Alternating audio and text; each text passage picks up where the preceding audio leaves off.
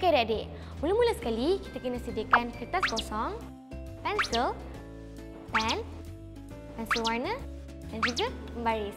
Pertama sekali, adik-adik kena lukiskan jadual dengan menggunakan lajur dan baris untuk 7 kali seminggu dan juga subjek mata pelajaran.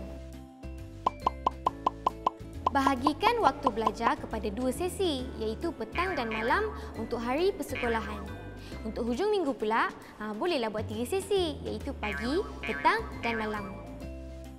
Buat plan belajar dari minggu ke minggu untuk setiap subjek dan beri tumpuan serta lebih masa kepada subjek yang anda lemah berbanding subjek lain. Catatkan juga topik dan subtopik yang adik-adik nak ulang kaji pada setiap waktu belajar supaya nanti tiada topik atau subtopik penting yang tertinggal. Adik-adik, jangan lupa peruntukkan waktu untuk berehat dan juga aktiviti senggang. Kalau tak nanti, tak adalah stres. Adik-adik kena ingat, 3 perkara penting ialah 1.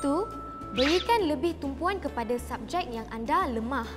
2. Berdisiplin dan ikut jadual yang dibuat. Dan nombor 3.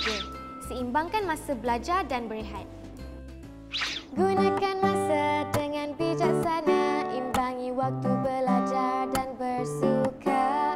Jangan sesekali buang masa, patuhi jadual, jangan